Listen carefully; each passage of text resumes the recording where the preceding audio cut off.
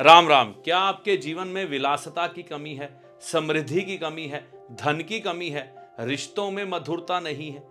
परेशानियां लगातार आपके परिवार में धन की वजह से आ रही है। धन की कमी के कारण कर्ज लेना पड़ रहा है। धन की कमी के कारण जीवन में बहुत से काम अटके हुए हैं। तो इन सब परेशानियों से पार पाने के लिए शिवरात्रि के अवसर पर मैं आपको एक उपाय बताऊंगा, जो करने से आपको भगवान शिव की कृपा से लाभ होगा। इसके अलावा अगर आपके जीवन में शनि, राहु, केतु यह ग्रह आपको परेशान कर रहे हैं, लगातार परेशानियां दे रहे हैं और इनका हल ही नहीं आपसे हो पा रहा, तो कुछ एक उपाय शिवरात्रि के अवसर पर आप कर लीजिएगा, जो कि शनि, राहु, केतु ग्रह से जुड़े हुए हैं, जिनको करने से आपको साथ में लाभ की प्राप्ति होगी। तो जानते हैं दो उपाय वह कौन से हैं जो आपको शिवरात्रि के इस अवसर पर करने चाहिए।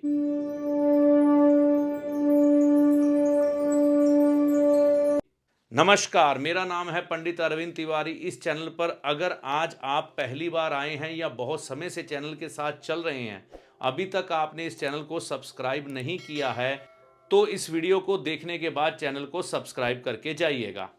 देखिए, जब किसी व्यक्ति के जीवन में धन का अभाव होता है तो सुख, समृद्धि, विलासिता, वैभव ये सब चीजें दूर हो जाती हैं, क्योंकि यह सब चीजें जुड़ती हैं लक्ष्मी के साथ। तो लक्ष्मी की इन चीजों में कमी हो जाती है और जीवन में मिठास भी कम होने लग पड़ती है। व्यक्ति कई तरह के उपाय करने की कोशिश करता है, लेकिन हमें लाभ नहीं मिलता।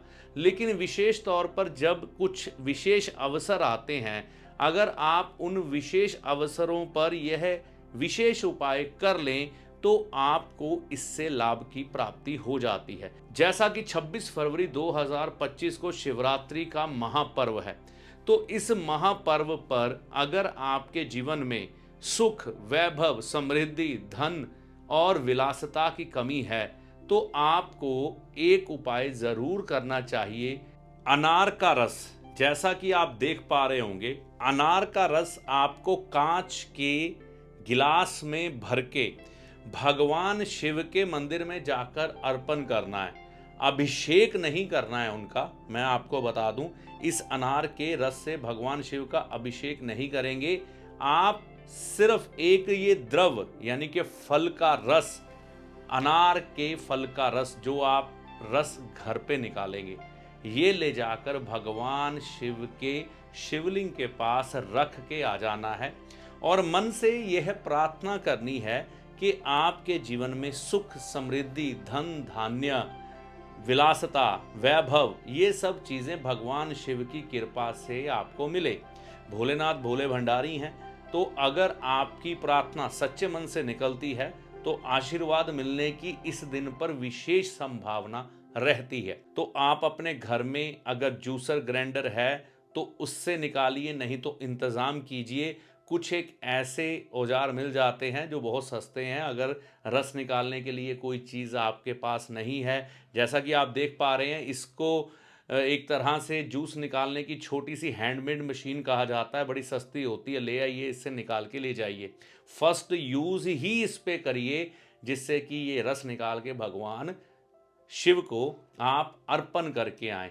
यह उपाय शिवरात्रि के अवसर पर सुबह के समय करिएगा। सुबह सुबह सबसे पहले पहुंचने की कोशिश करें, भगवान शिव को अर्पण करके आए यह अनार के फल का रस।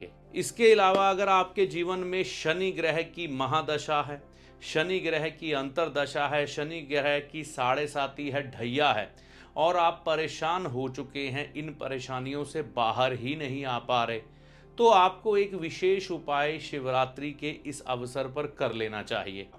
शनि हो, राहु हो, केतु हो, इन तीनों ग्रहों को पापी ग्रह कहा गया। पापी ग्रह का मतलब क्या है? जो हमने जीवन में पाप किए होते हैं उनका जो फल है ना, हमें ये 3 ग्रह मिलके देते हैं। जो भी पाप हैं वो शनि, राहु, केतु के द्वारा हमारे जीवन में उजागर होते हैं। तो वो पाप हमें किस तरह से प्रायश्चित करते हुए, क्षमा याचना करते हुए ईश्वर से इस दिन विशेष तौर पर भगवान भोले भंडारी भगवान शिव के दिन पर प्रायश्चित की भावना से कैसे कोई उपाय करके हम दूर कर सकते हैं। तो आप भी शनि राहु केतु की पीड़ा से अगर ग्रसित हैं, वजह चाहे महादशा हो, साढ़े साती हो, अंतरदशा हो, या आपने अपने कर्मों से ही इन ग्रहों को खराब कर लिया हो, तो शिवरात्रि के इस अवसर पर भगवान शिव के इस विशेष दिन पर आप चले जाना किसी नदी के किनारे पर। नदी के किनारे पर पहुंचकर आपको एक उपाय करना है। वह उपाय है नाग नागिन का चांदी का जोड़ा। तो आप पहले से ही तैयारी कर लें। नाग नागिन का ये चांदी का जोड़ा बाजार से ले आएं। ये चांदी का होना चाहिए, शुद्ध मिल जाए तो बहुत अच्छी बात है, लेकिन आजकल शुद्ध बना के नहीं देते। तो अपनी तरफ से कोशिश करिए कि आप उसको ये बोलिए कि भैया इसका शुद्ध दे दो चांदी का जोड़ा। अगर बेईमानी करेगा तो खुद ही भरेगा, ठीक है ना। तो आप शुद्ध चांदी के भाव से लेके आओ उससे, और इसको आप जल प्रवाह करो चलते हुए दरिया में शिवरात्रि के दिन। अगर भोलेनाथ की मर्जी हुई, उनकी प्रसन्नता आ गई आप पे, तो आपका ये उपाय अगर स्वीकार हो गया तो शायद शनि राहु केतु के कष्ट आपके जीवन से हट जाएं। तो यह उपाय कोई दावे वाला उपाय नहीं है। ये उपाय आप करके देख सकते हैं। लाभ मिलता है या नहीं मिलता ये ईश्वर की इच्छा के ऊपर है, लेकिन लोग करते हैं, अपने अनुभव साझा करते हैं, उनको अच्छे परिणाम मिलते हैं। तो शिवरात्रि के इस अवसर पर 2 उपाय मैंने आपको बताए हैं, ये आप करके देख सकते हैं।